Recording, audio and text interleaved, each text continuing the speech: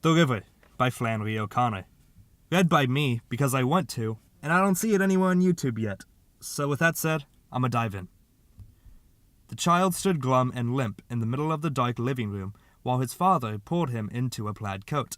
His right arm was hung in the sleeve, but the father buttoned the coat anyway and pushed him forward toward the pale spotted hand that stuck through the half-open door.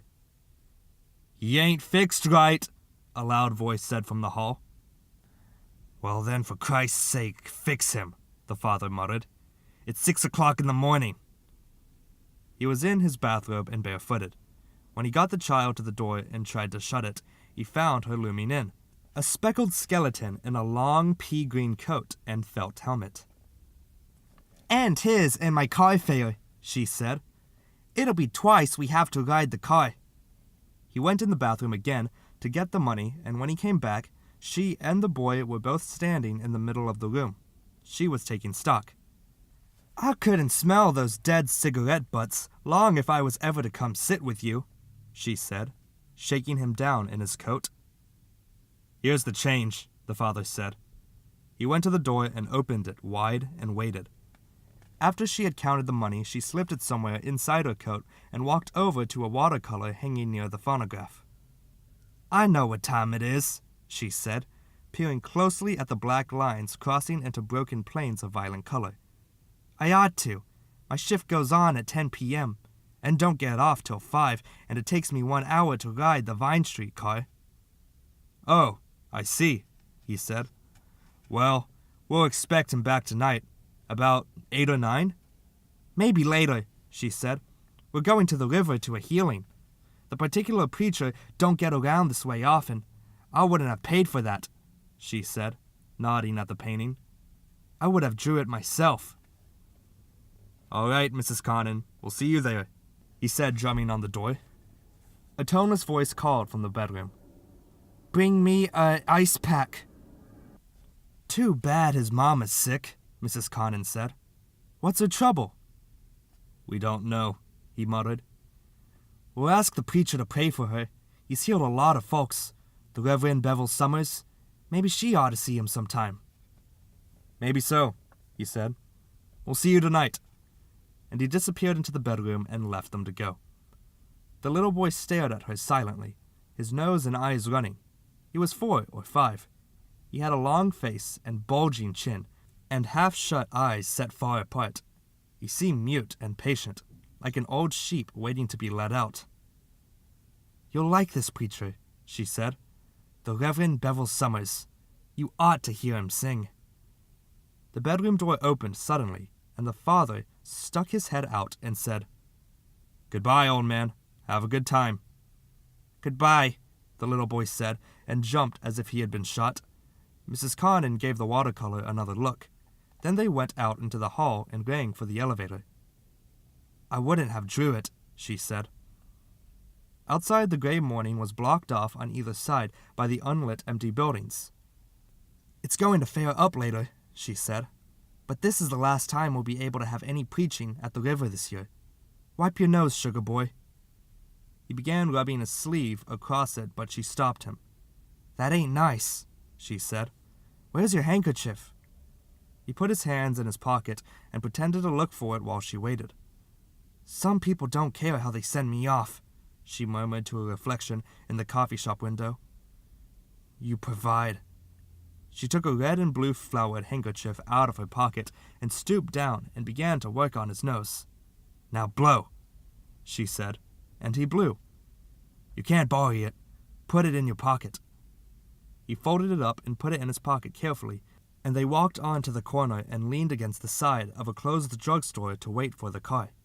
Mrs. Connon turned up her coat collar so that it met her hat in the back. Her eyelids began to droop, and she looked as if she might go to sleep against the wall. The little boy put a slight pressure on her hand. "What's your name?" she asked in a drowsy voice. "I don't know, but only your last name. I should have found out your first name." His name was Harry Ashfield, and he had never thought at any time before of changing it. "Bevel," he said. Mrs. Connon raised herself from the wall. "Why, ain't that a coincidence?" she said. "I told you that's the name of the preacher." "Bevel," he repeated. She stood looking down at him, as if he had become a marvel to her. "I'll have to see you meet him today," she said. "He's no ordinary preacher. He's a healer. He couldn't do nothing for Mr. Conan, though. Mr. Conan didn't have the faith, but he said he would try anything once. He had this griping in his gut." The trolley appeared as a yellow spot at the end of the deserted street. "He's gone to the government hospital now," she said, "and they taken 1/3 of his stomach. I tell him he better thank Jesus for what he's got left, but he says he ain't thanking nobody. Well, I declare," she murmured. "Bevel." They walked out to the tracks to wait. "Will he heal me?" Bevel asked. "What you got?" "I'm hungry," he decided finally. "Didn't you have your breakfast?" "I didn't have time to be hungry yet then," he said. "Well, when we get home we'll both have us something," she said. "I'm ready myself." They got in the car and sat down a few seats behind the driver, and Mrs. Conan took Bevel on her knees. "Now you be a good boy," she said, "and let me get some sleep. Just don't get off my lap."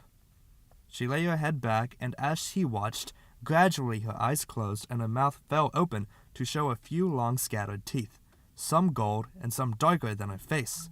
She began to whistle and blow like a musical skeleton. There was no one in the car but themselves and the driver, and when he saw she was asleep, he took out the flowered handkerchief and unfolded it and examined it carefully. Then he folded it up again and unzipped a place in the interlining of his coat and hid it in there, and shortly he went to sleep himself. Her house was a half-mile from the end of the car line, set back a little from the road. It was tar paper brick with a porch across the front of it and a tin top. On the porch there were 3 little boys of different sizes with identical speckled faces, and one tall girl who had her hair up in so many aluminum curlers that it glared like the roof. The 3 boys followed them inside and closed in on Bevel. They looked at him silently, not smiling. "That's Bevel," Mrs. Conan said, taking off her coat. "It's a coincidence he's named the same as the preacher. These boys are J.C., Spivey, and Sinclair, and that's the Sarah Mildred on the porch. Take off that coat and hang it on the bedpost, Bevel." The 3 boys watched him while he unbuttoned the coat and took it off. Then they watched him hang it on the bedpost, and then they stood, watching the coat. They turned abruptly and went out the door and had a conference on the porch. Bevel stood looking around him at the room. It was part kitchen and part bedroom. The entire house was 2 rooms and 2 porches. Close to his foot, the tail of the light-colored dog moved up and down between 2 floorboards as he scratched his back on the underside of the house. Bevel jumped on it, but the hound was experienced and had already withdrawn when his feet hit the spot. The walls were filled with pictures and calendars. There were 2 round photographs of an old man and woman with collapsed mouths, and another picture of a man whose eyebrows dashed out of 2 bushes of hair and clashed in a heap on the bridge of his nose. The rest of his face stuck out like a bare cliff to fall from. "That's Mr. Conan," Mrs. Conan said, standing back from the stove for a second to admire the face with him. "But it don't favor him any more." Bevel turned from Mr. Conan to a colored picture over the bed of a man wearing a white sheet. He had long hair and a gold circle around his head, and he was sawing on a board while some children stood watching him. He was going to ask who that was when the 3 boys came in again and motioned for him to follow them. He thought of crawling under the bed and hanging onto one of the legs, but the 3 boys only stood there, speckled and silent, waiting. And after a second he followed them at a little distance, out on the porch and around the corner of the house. They started off through a field of rough yellow weeds to the hog pen, a 5-foot boarded square full of shoats, which they intended to ease him over into. When they reached it, they turned and waited silently, leaning against the side. He was coming very slowly, deliberately bumping his feet together as if he had trouble walking. Once he had been beaten up in the park by some strange boys when his sitter forgot him, but he hadn't known anything was going to happen that time until it was over. He began to smell a strong odor of garbage and to hear the noises of a wild animal. He stopped a few feet from the pen and waited, pale but dogged. The 3 boys didn't move. Something seemed to have happened to them. They stared over his head as if they saw something coming behind him, but he was afraid to turn his own head and look. Their speckles were pale, and their eyes were still and gray as glass. Only their ears twitched slightly. Nothing happened. Finally, the one in the middle said, "She'd kill us," and turned, dejected and hacked, and climbed up on the pen and hung over, staring in. Bevel sat down on the ground, dazed with relief, and grinned up at them. The one sitting on the pen glanced at him severely. "Hey, you," he said after a second. "If you can't climb up and see these pigs, you can lift that bottom board off and look in that-a-way." He appeared to offer this as a kindness.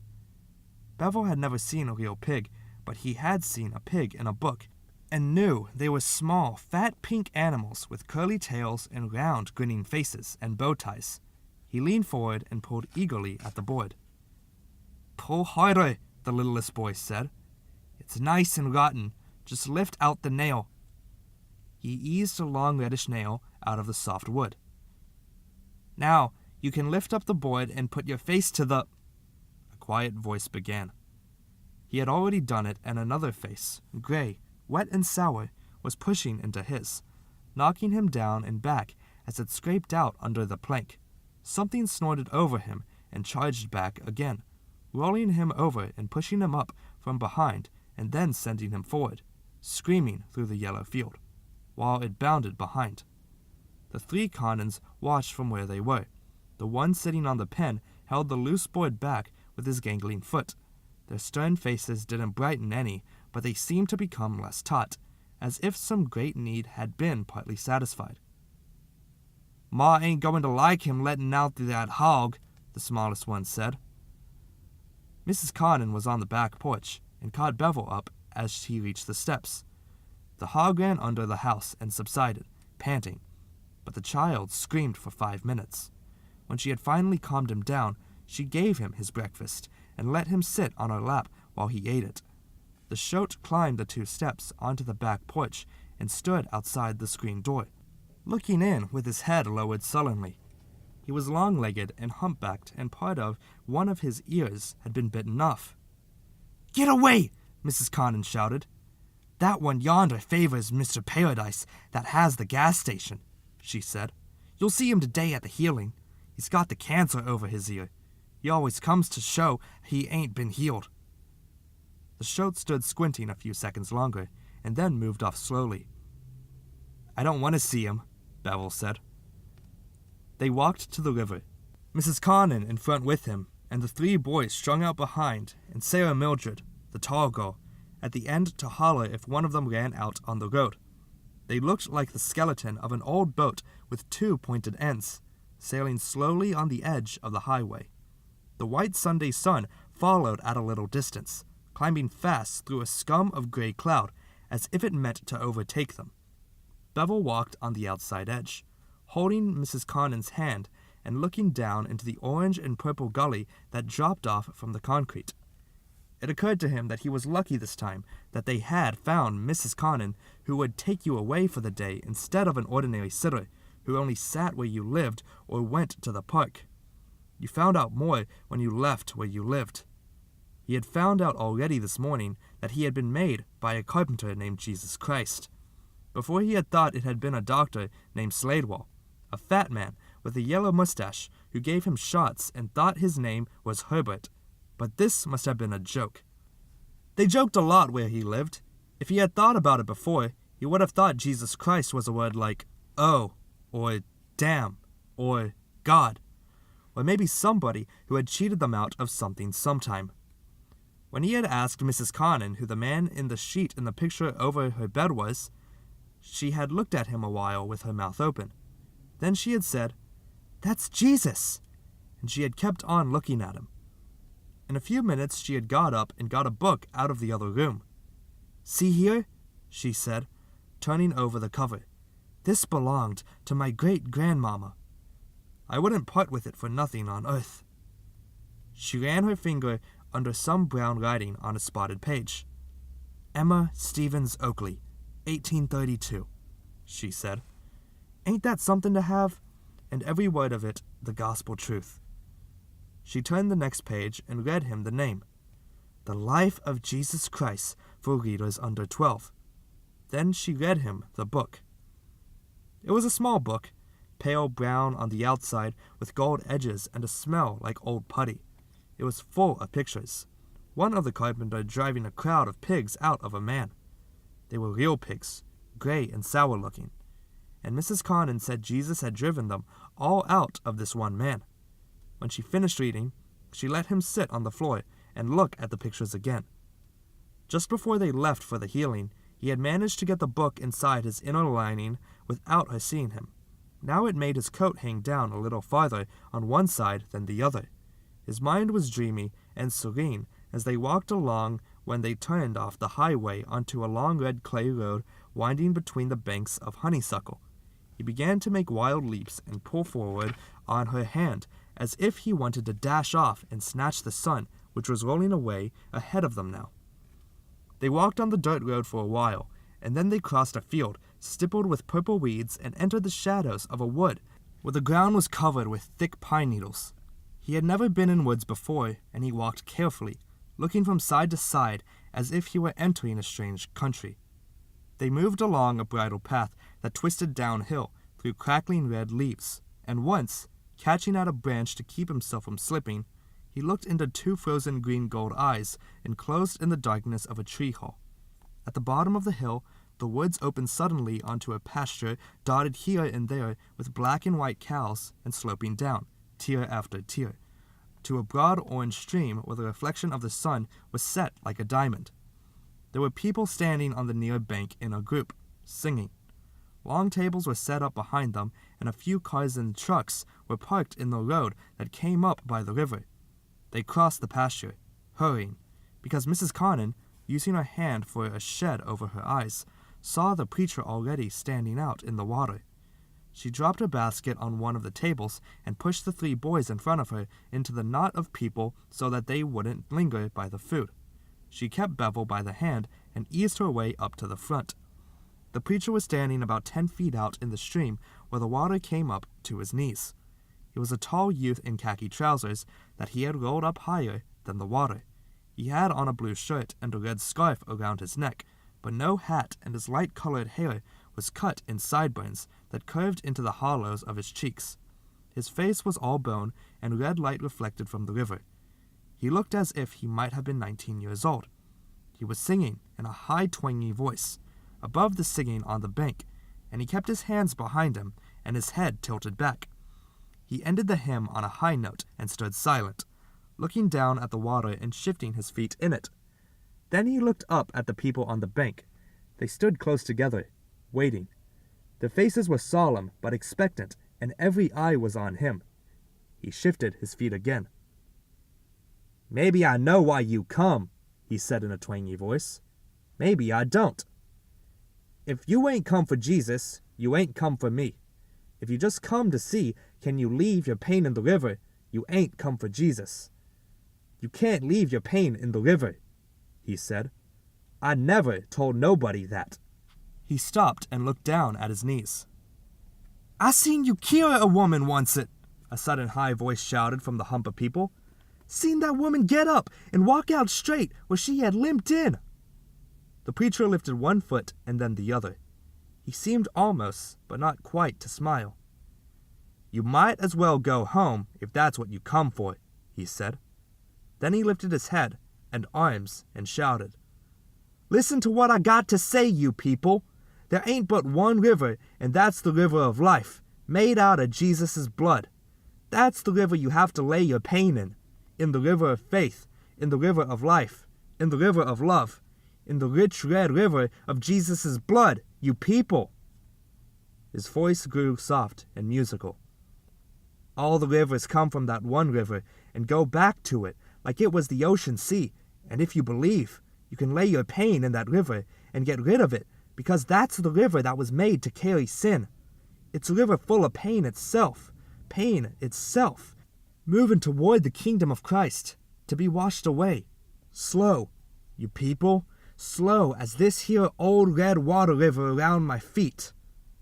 Listen," he sang. "I read in Mark about an unclean man. I read in Luke about a blind man. I read in John about a dead man. Oh, you people, hear! The same blood that makes this river red made the leper clean, made that blind man stare, made that dead man leap. You people with trouble, he cried, lay it in that river of blood, lay it in that river of pain, and watch it move away toward the kingdom of Christ. While he preached, Bevel's eyes followed drowsily the slow circles of two silent birds revolving high in the air.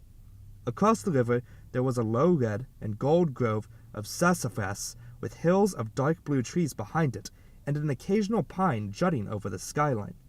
Behind, in the distance, the city rose like a cluster of warts on the side of the mountain. The birds revolved downward and dropped lightly in the top of the highest pine and sat hunch-shouldered as if they were supporting the sky. If it's this river of life you want to lay your pain in, then come up, the preacher said, and lay your sorrow here. But don't be thinking this is the last of it, because this old red river don't end here. This old red suffering stream goes on, you people, slow to the kingdom of Christ. This old red river is good to baptize in, good to lay your faith in, good to lay your pain in, but it ain't this muddy water here that saves you. I've been all up and down this river this week, he said. Tuesday I was in Fortune Lake, next day in Ideal. Friday me and my wife drove to Lulawillow to see a sick man there. Them people didn't see no healing, he said, and his face burned redder for a second. I never said they would. While he was talking, a fluttering figure had begun to move forward with kind of butterfly movement, an old woman with flapping arms whose head wobbled as if it might fall off any second. She managed to lower herself at the edge of the bank and let her arms churn in the water.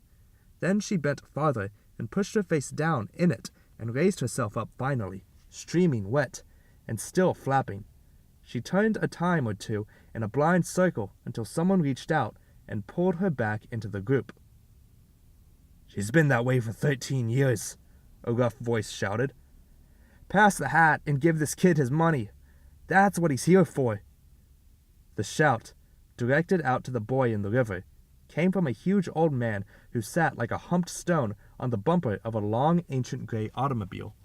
He had on a gray hat that was turned down over one ear and up over the other to expose a purple bulge on his left temple. He sat bent forward with his hands hanging between his knees and his small eyes half closed. Bevel stared at him once and then moved into the folds of Mrs. Connon's coat and hid himself.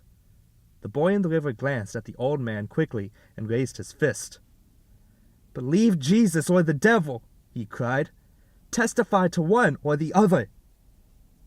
I know from my own self-experience, a woman's mysterious voice called from the knot of people. I know from it that this preacher can heal. My eyes have been opened. I testify to Jesus. The preacher lifted his arms quickly and began to repeat all that he said before about the river and the kingdom of Christ, and the old man sat on the bumper, fixing him a narrow squint. From time to time, Bevel stared at him again from around Mrs. Connon. A man in overalls and a brown coat leaned forward and dipped his hand in the water quickly and shook it and leaned back. And a woman held a baby over the edge of the bank and splashed its feet with water.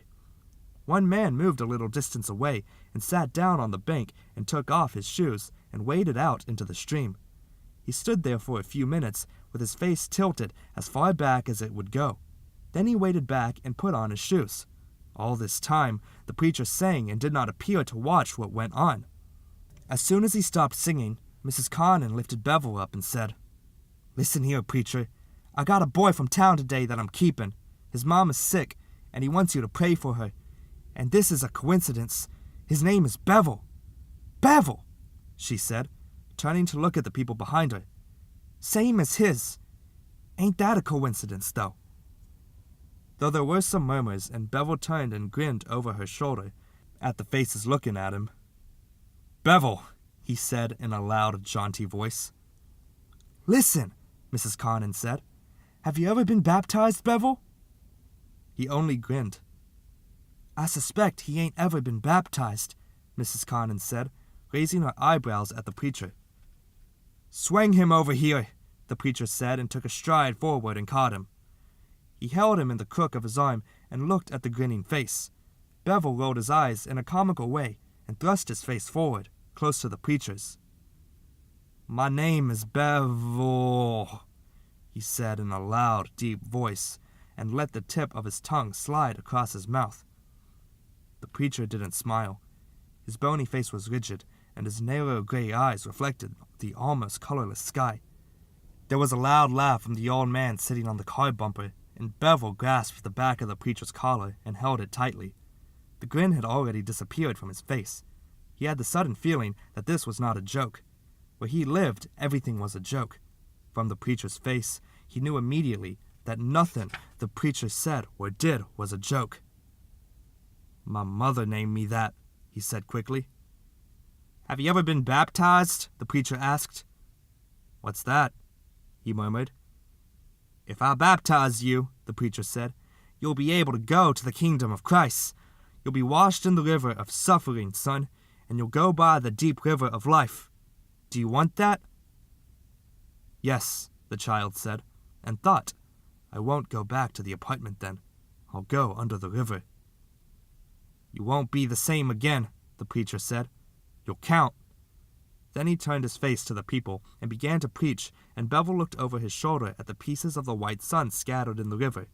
Suddenly the preacher said, "All right, I'm going to baptize you now," and without more warning, he tightened his hold and swung him upside down and plunged his head into the water.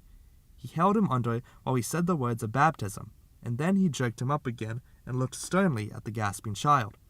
Bevel's eyes were dark and dilated. "You count now," the preacher said. "You didn't even count before." The little boy was too shocked to cry.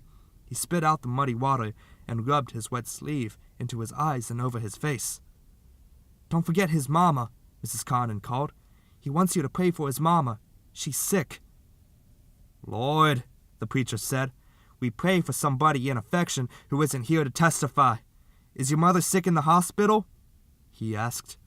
"Is she in pain?" The child stared at him. "She hasn't got up yet," he said in a high, dazed voice. "She has a hangover." The air was so quiet he could hear the broken pieces of the sun knocking the water. The preacher looked angry and startled.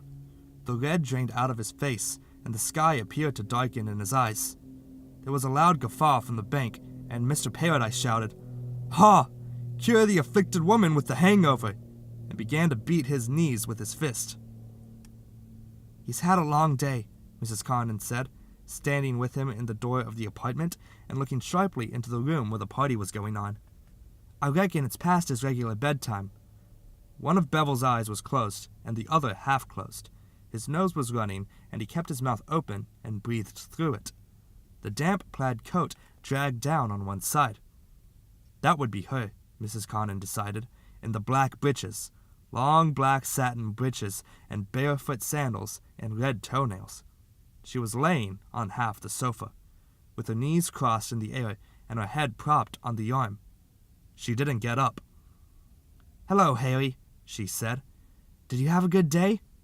She had a long, pale face, smooth and blank, and straight, sweet potato-colored hair, pulled back. The father went off to get the money. There were two other couples. One of the men, blond with little violet-blue eyes, leaned out of his chair and said, "Well, Harry, old man, have a big day?" "His name ain't Harry, it's Bevel," Mrs. Connon said.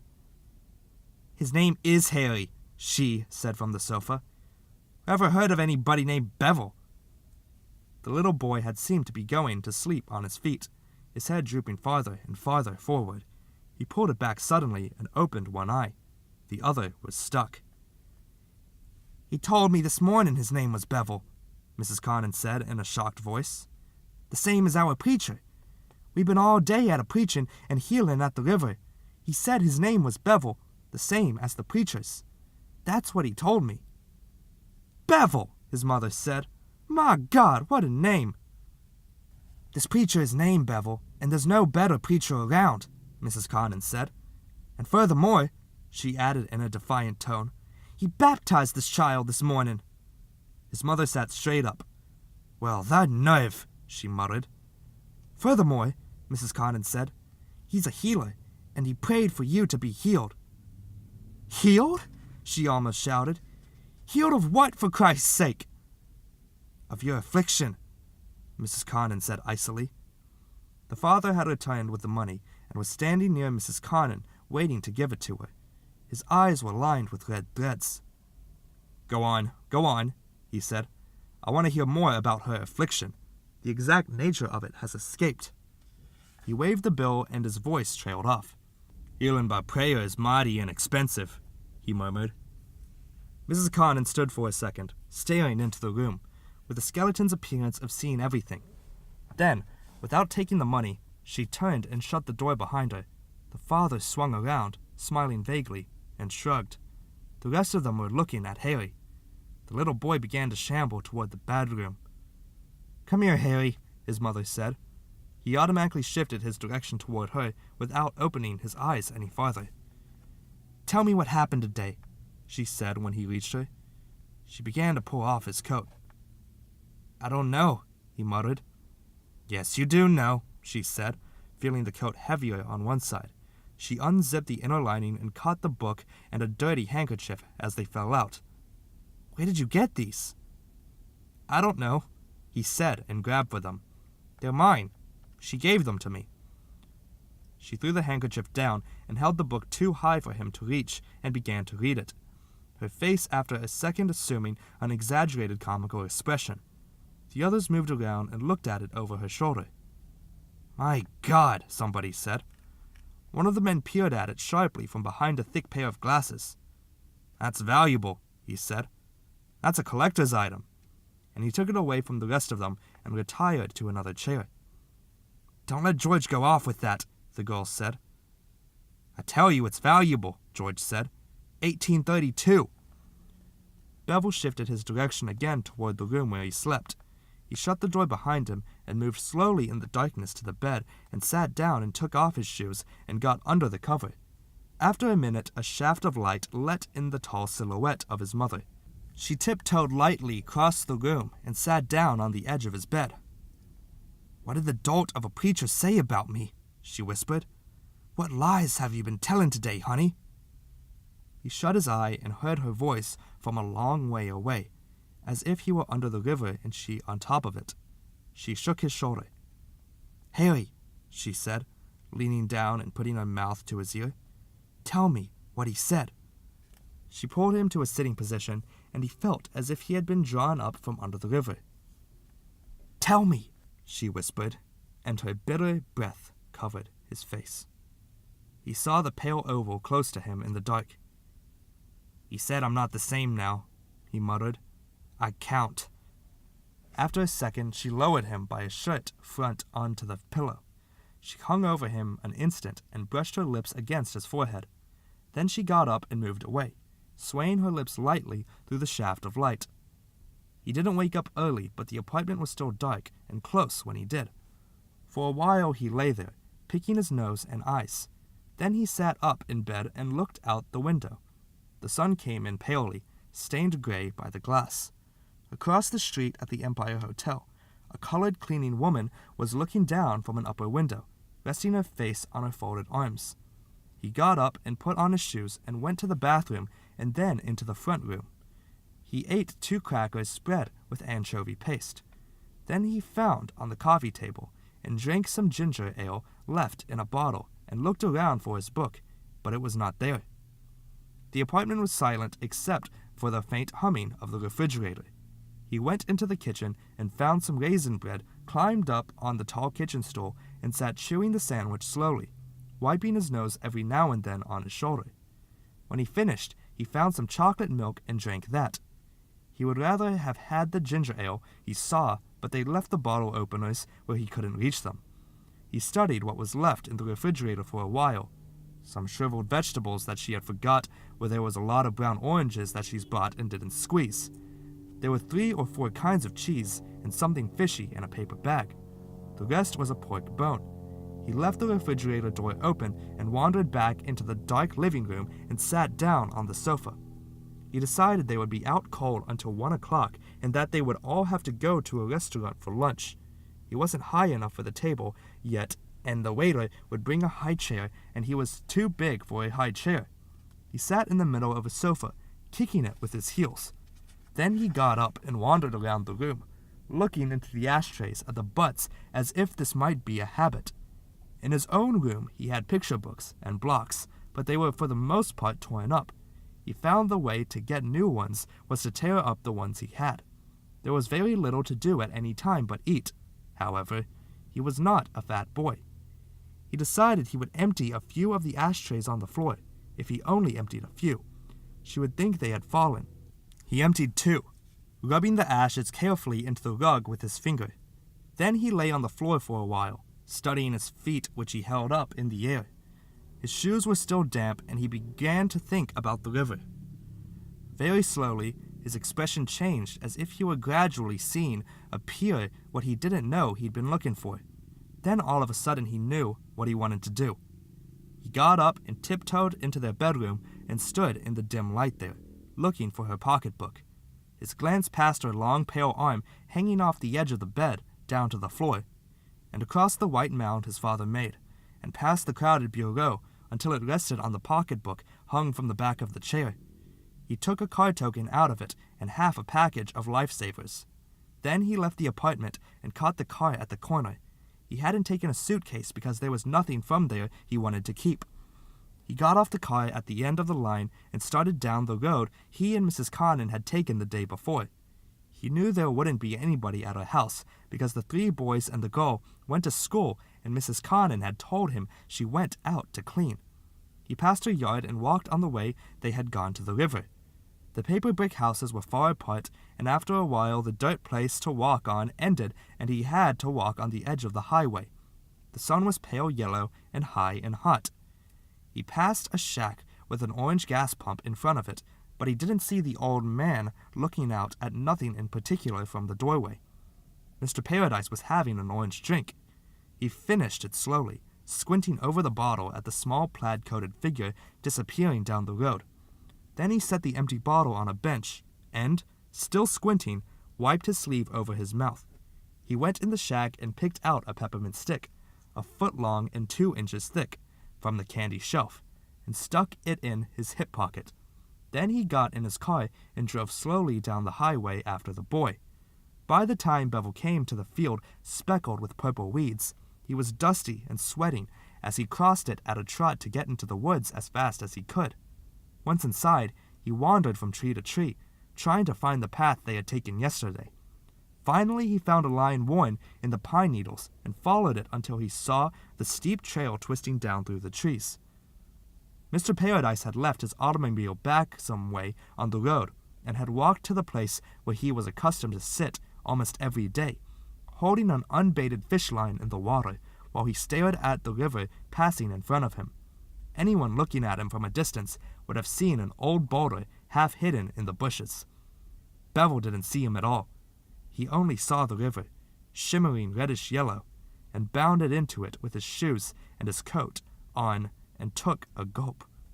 He swallowed some and spit the rest out, and then he stood there in water up to his chest and looked around him. The sky was a clear pale blue, all in one piece, except for the hole the sun made, and fringed around the bottom with treetops. His coat floated to the surface and surrounded him like a strange gay lily pad, and he stood grinning in the sun. He intended not to fool with the preachers any more, but to baptize himself, and to keep on going this time until he found the kingdom of Christ in the river. He didn't mean to waste any more time. He put his head under the water at once and pushed forward. In a second he began to gasp and sputter, and his head reappeared on the surface. He started under again, and the same thing happened. The river wouldn't have him. He tried again and came up, choking. This was the way it had been when the preacher held him under. He had had to fight with something that pushed him back in the face. He stopped and thought suddenly, "It's another joke. It's just another joke." He thought how far he had come for nothing, and he began to hit and splash and kick the filthy river. His feet were already treading on nothing. He gave one low cry of pain and indignation. Then he heard a shout and turned his head and saw something like a giant pig bounding after him, shaking a red and white club and shouting. He plunged under once, and this time the wading current caught him like a long, gentle hand and pulled him swiftly forward and down. For an instant he was overcome with surprise. Then, since he was moving quickly and knew that he was getting somewhere, all his fury and fear left him. Mr. Paradise's head appeared from time to time on the surface of the water. Finally, far downstream, the old man rose like some ancient water monster and stood empty-handed, staring with his dull eyes as far down the river line as he could see. End of The River by Flannery O'Connor. Read by me because I wanted to. If you enjoyed the production of this audiobook, be sure to give this video a like. Feel free to comment whatever novel or short story or any text you want me to read. I'm open up for any suggestions. And if you want to be informed and updated on weekly and daily audio recordings, feel free to hit the subscribe button. Alright guys, I'll see you with another short story tomorrow. Until next time, take care. I'm out. Peace.